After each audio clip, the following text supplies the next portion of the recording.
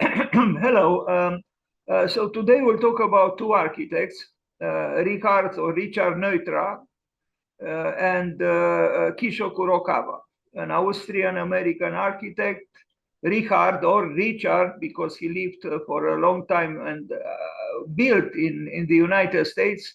That's why I'm undecided to pronounce Richard like in Austria or Richard. But both ways is the same man, the same architect. And then the important Japanese architect Kisho Kurokawa. I begin with Neutra. So Richard Joseph Neutra was born on April 8th, and today is April 8th, and that's the reason we talk about him.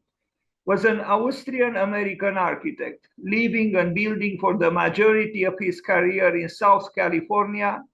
He came to be considered a proeminent and important modernist architect. His most notable works include the Kaufmann Desert House in Palm Springs, California. This was the man. And now I show kind of an aide memoir with some of his works, starting with the earliest.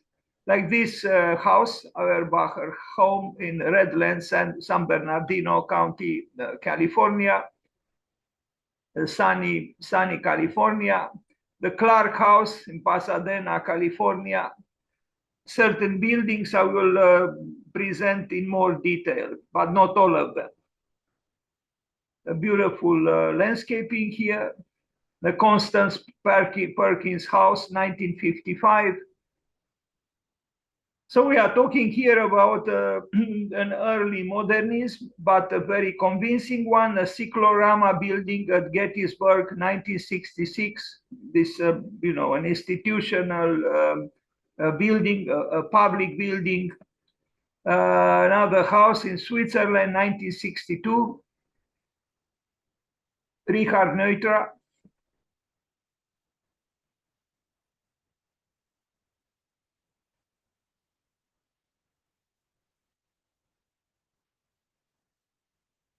LK Apartments in Los Angeles, 1948. Emerson Community Charter School, 1937-1938, so before the Second World War in Los Angeles. Now, maybe this architecture is not very striking today, but considering that is more than 80 years old, at that time was rather innovative. Jardinette Apartments, Hollywood, 1928, so almost 100 years ago. Resolutely modern building, an apartment building, a block of flats. And this is how it looks like today. So this was built almost 100 years ago. That's not a short time.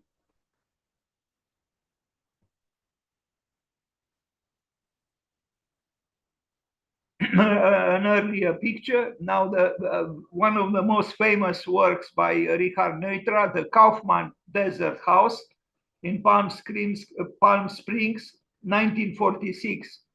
A beautiful modernist house, an opulent house, situated in a magnificent natural setting.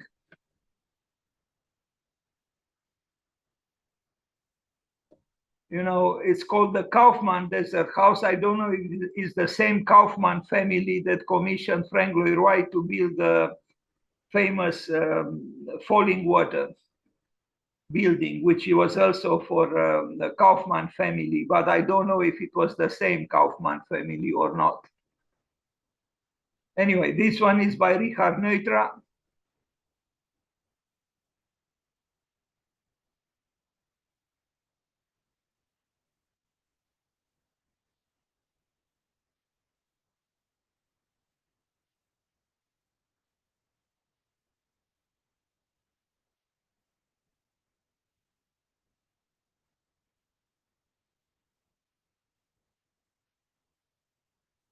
This is a famous photograph of this famous building in black and white, but beautifully, done. It's a great photograph of a very important modern building by Ritra Neutra in Palm Springs.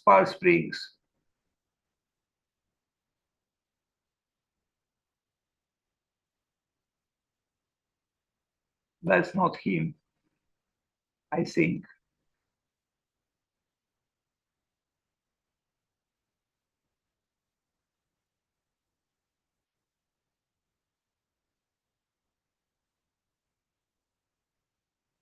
So this contrast between the simplicity of the volumes, the modernism of the architecture, and the big rocks, I think underlines the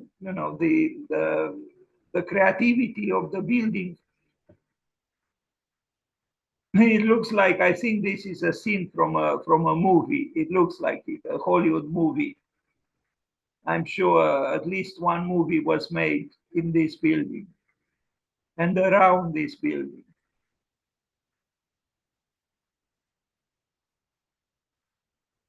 Ritra Neutra.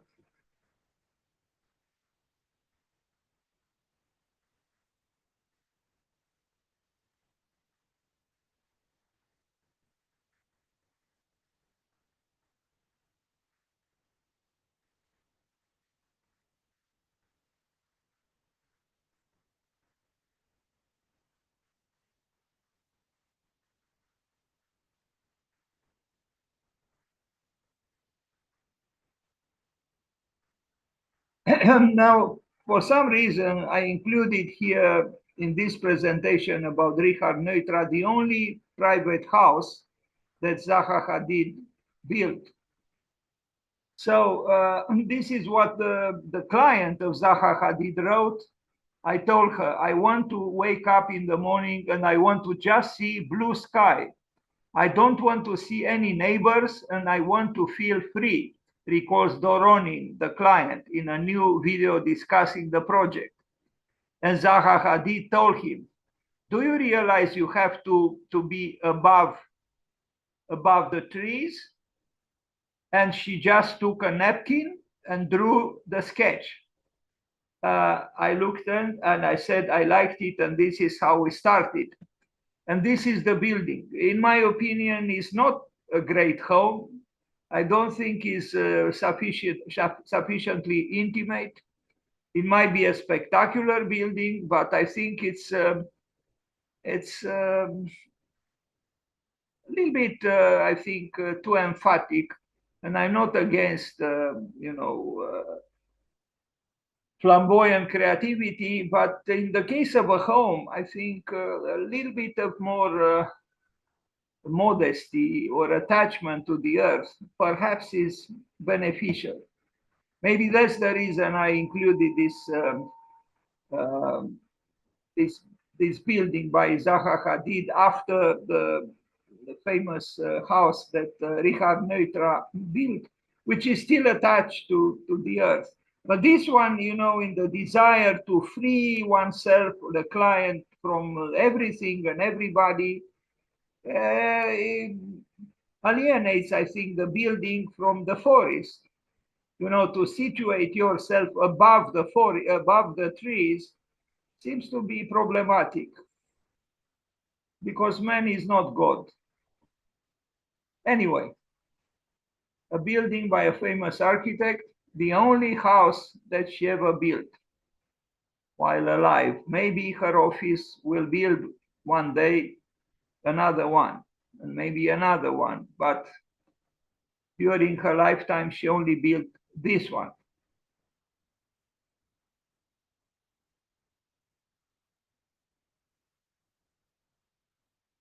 Again, I'm not sure that the house is supposed to look above the trees.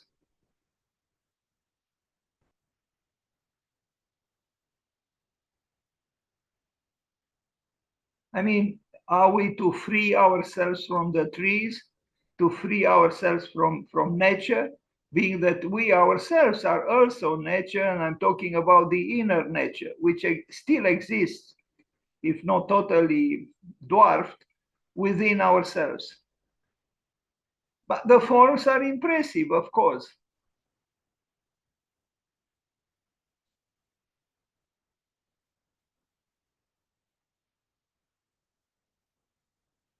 Zaha Hadid in Russia.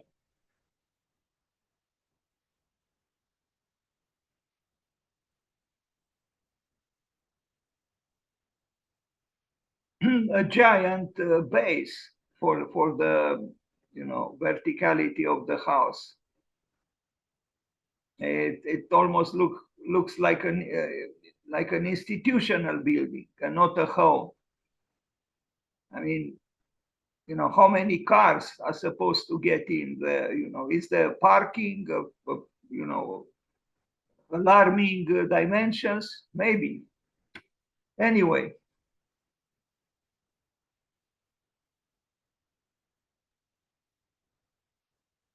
but as you can see, there is a duality. On one hand, the building goes underground, and then on the other hand, it goes above the trees. So it's like a double movement.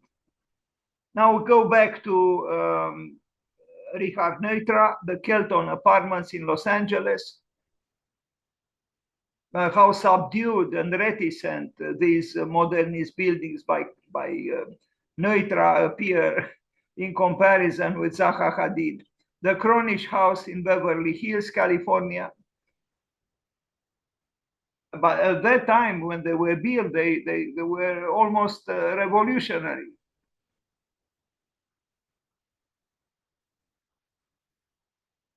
There was another Austrian architect, quite interesting and quite good himself, Schindler, who also came to the United States on the western coast of the United States from Vienna, from Austria. One day we'll talk about Schindler as well.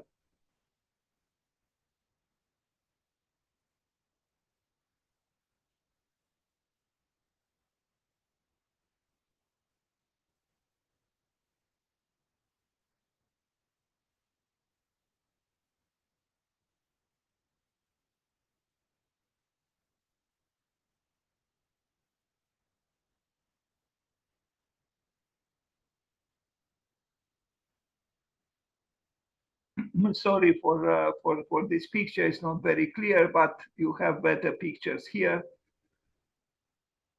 A lot of glass. At that time, there wasn't so much concern with energy loss and energy bill and sustainability. But today, I think we have to be careful. Landfair Apartments, 1937. Richard Neutra.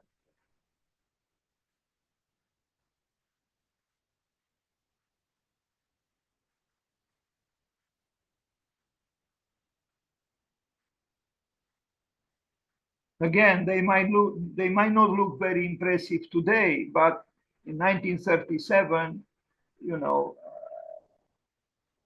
almost 90 years ago, in fact, 90 years ago, it was a lot of modernity in this building. Los Angeles County Hall of Records, a governmental building, a large building, an institutional building.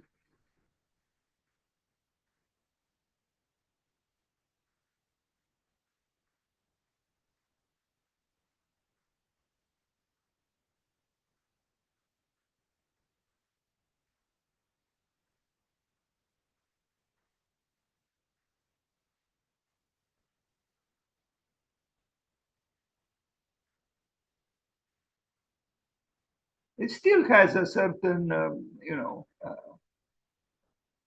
dignity as architecture in its simple modernism. Lovell House. This is also another important work by him, 1928, almost 100 years ago.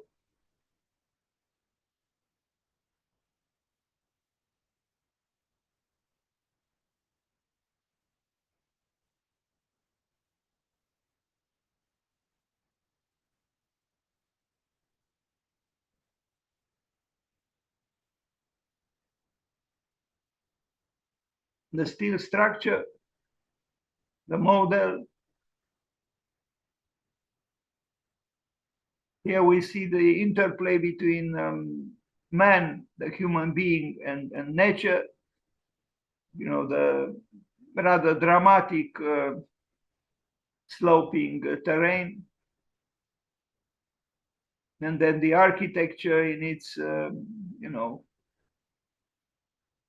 dialectics between light and shadow, with white walls and glass floating.